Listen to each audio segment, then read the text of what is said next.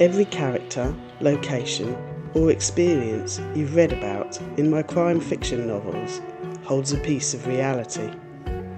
I'm Helen Taylor. Welcome to the story behind my stories, where crime fiction meets authentic experience.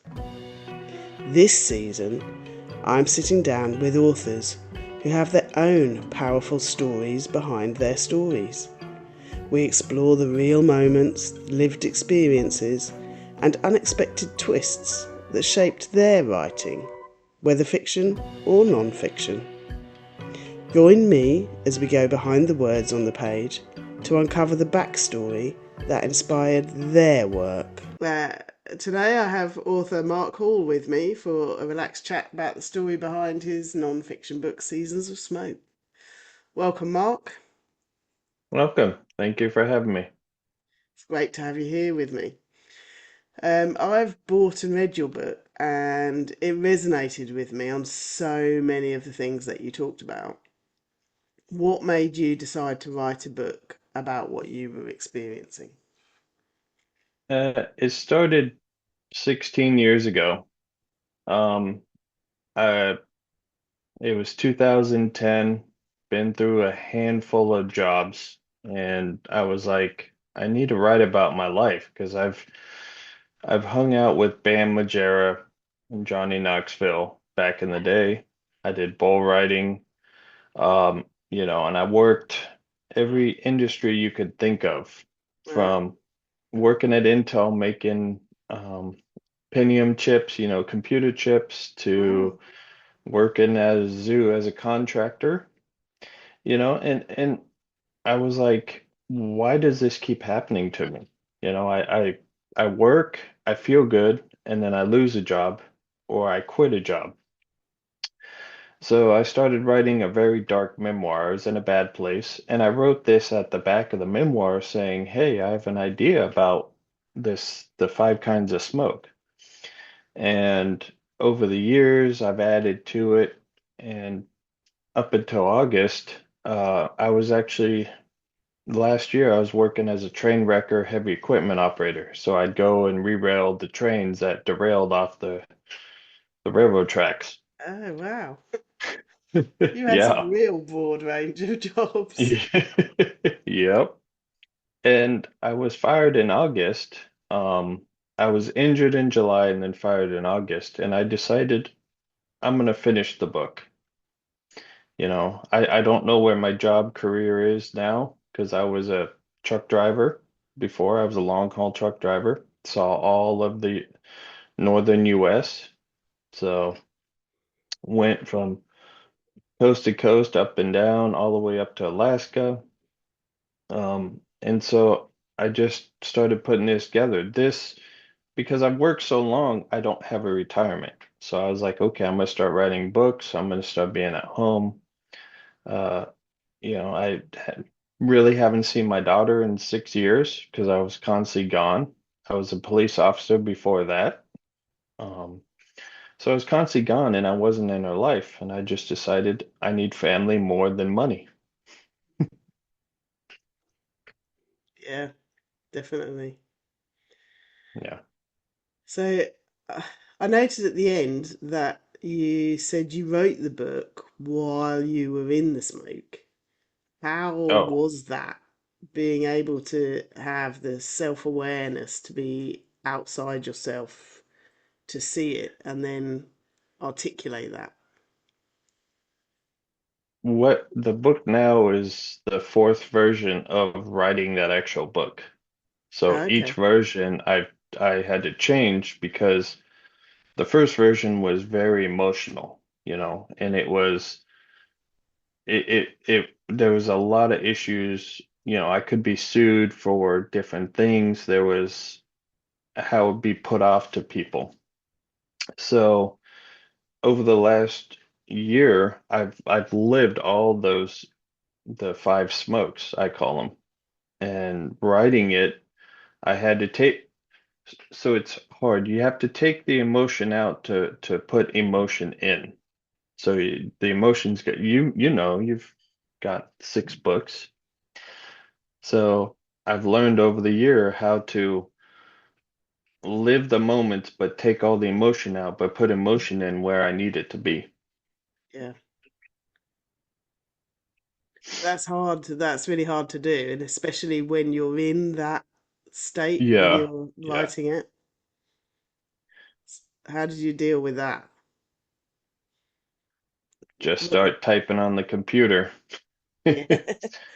And Um, and so you did that by editing out, doing the yeah, first one as an emotional one, and then editing that out, and then putting back in what yep, you felt you needed to. yeah. So being a prior police officer and doing that, I had a lot of PTSD from the stuff I've done. I've noticed writing has solved a lot of that. I don't have the outbreaks I did before. Wow. I don't, yeah. I've managed to do a lot of writing over the last year. I've actually written 3 books now and published one.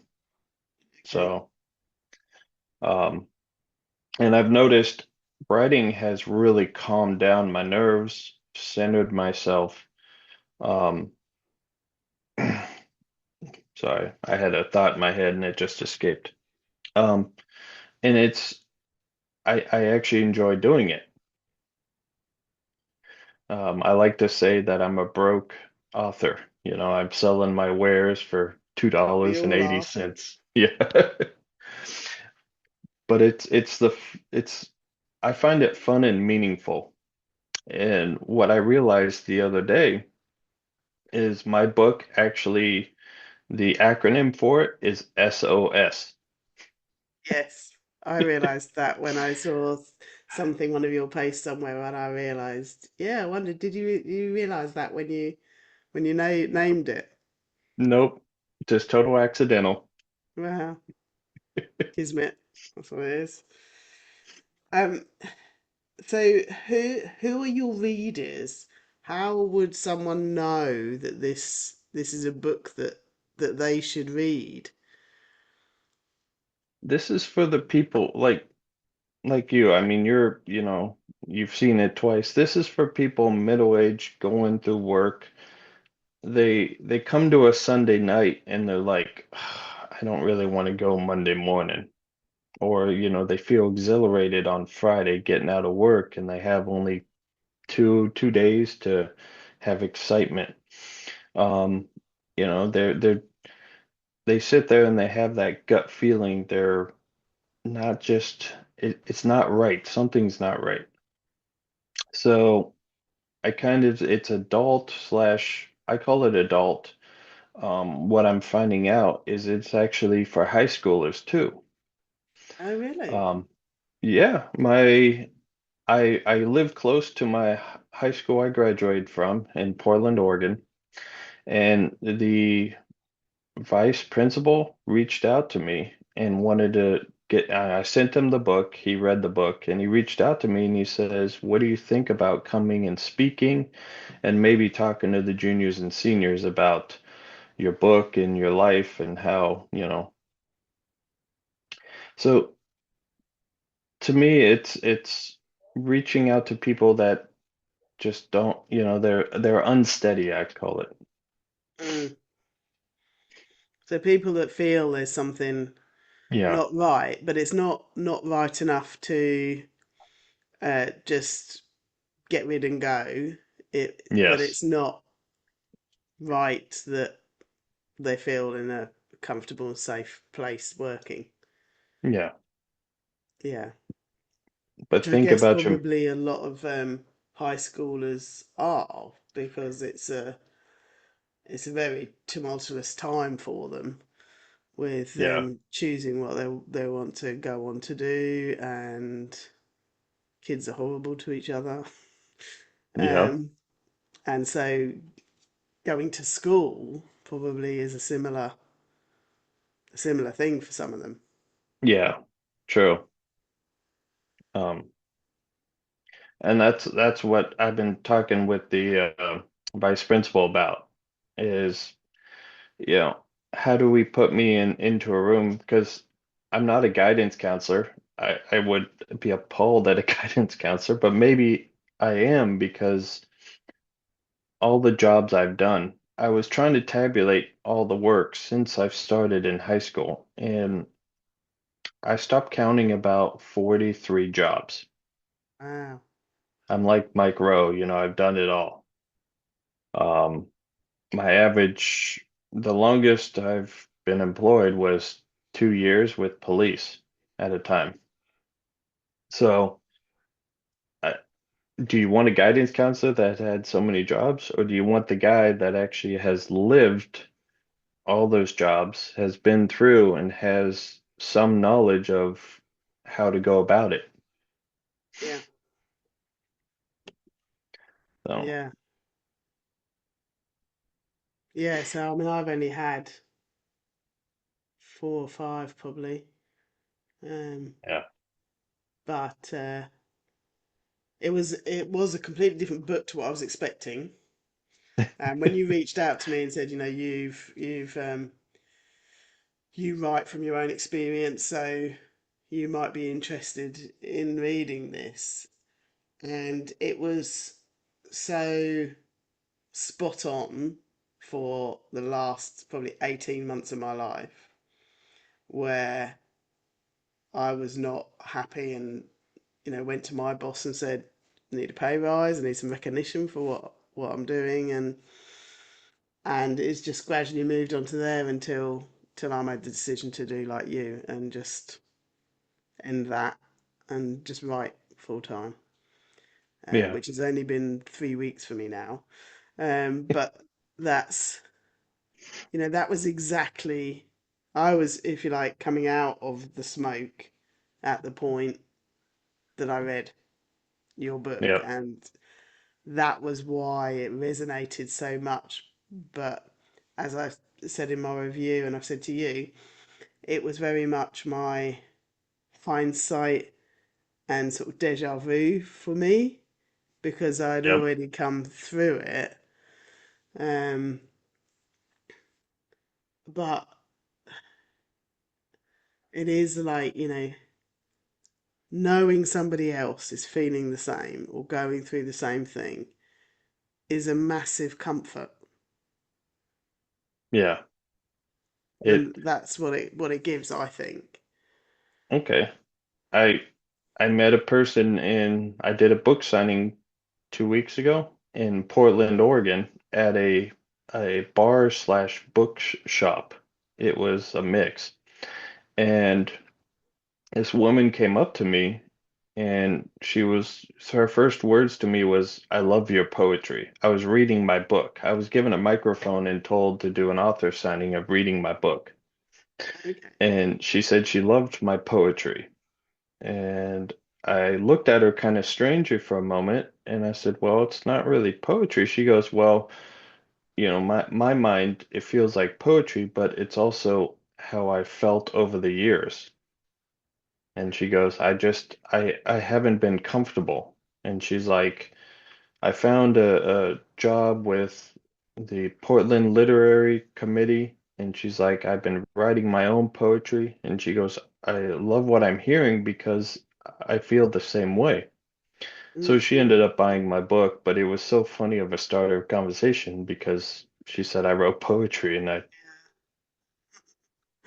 You didn't.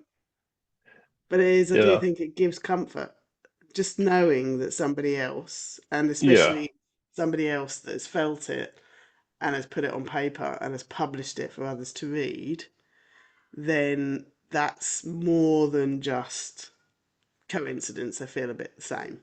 That's speaking directly to individuals, which yes, is something that, I think you do really well in the book.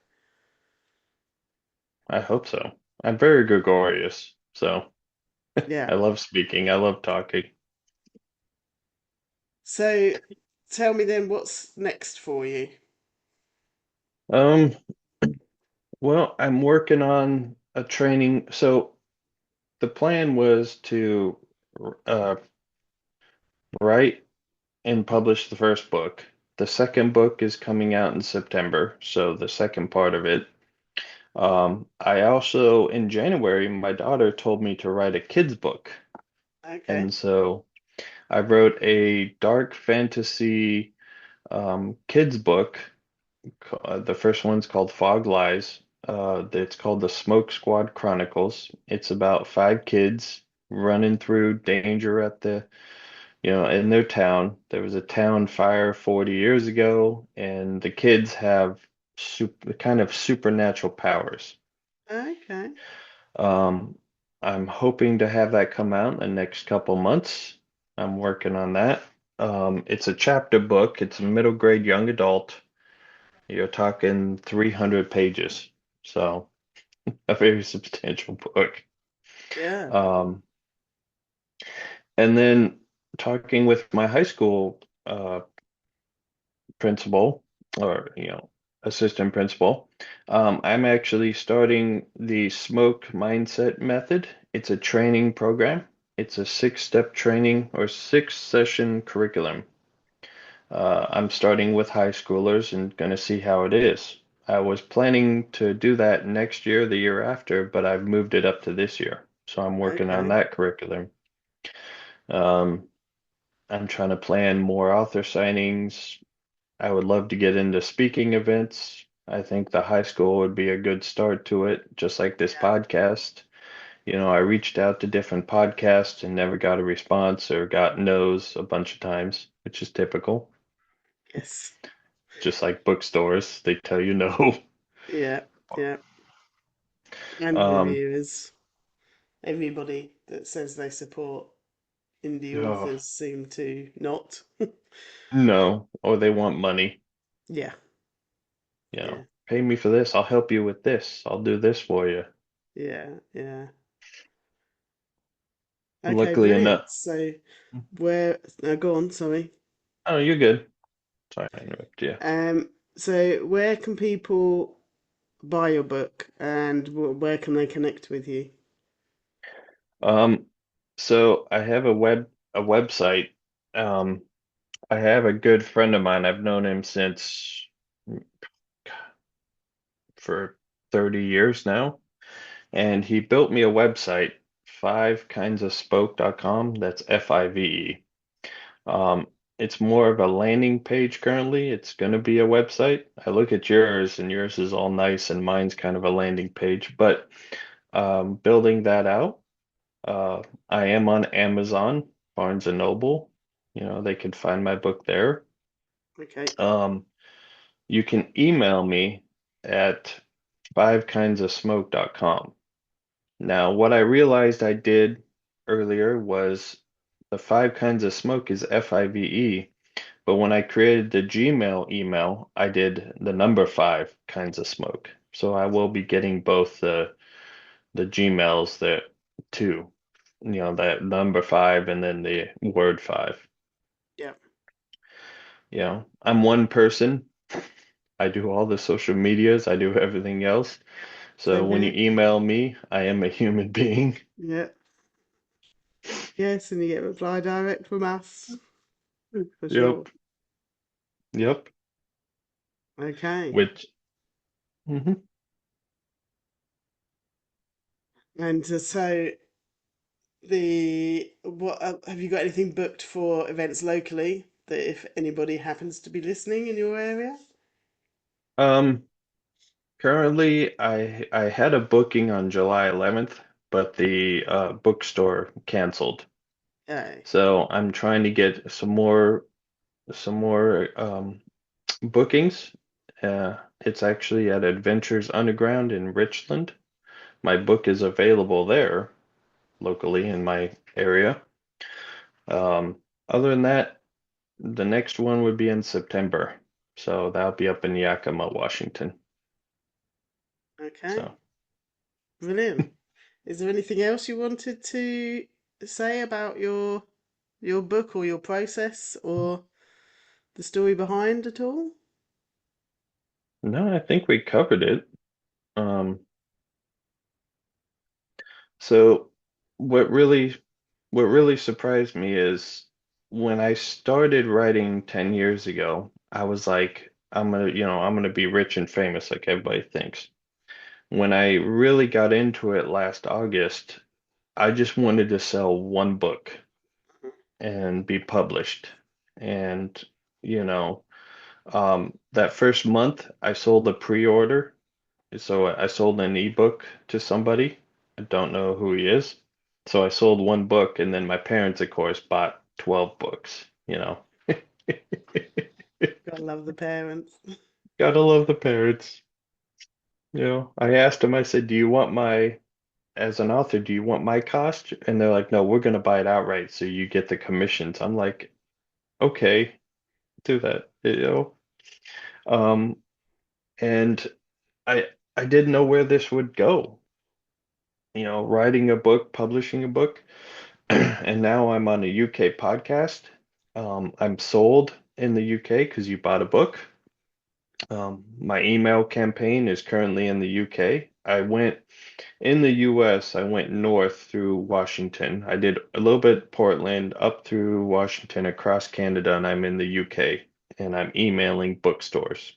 And I do a book sale sheet, hoping to get somebody to say, hey, look at this.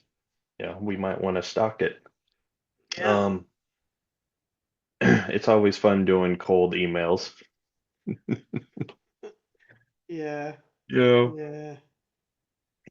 Um, and to where I am now, it's starting to take off, which is weird. So I never thought it'd be. So currently I've sold 56 books and I have 86 books in circulation in Nice. 5 months. So, you know, I can go out and buy a cup of coffee. Yeah. That's all though. Yep, that's all. Yeah. Man. Okay. Well, thank you for joining me today, Mark. It's lovely to meet you and hear the story behind your story of Seasons of Smoke, having read it and it resonating so much for me. Um, is there anything that you'd like to add? No, No? So, if nope. today's conversation has sparked something for you, all the links and info are in the show notes. Please like the episode, follow for more stories behind the stories from me, your host, Helen Taylor, and other authors who will share the story behind their story. And see you again soon.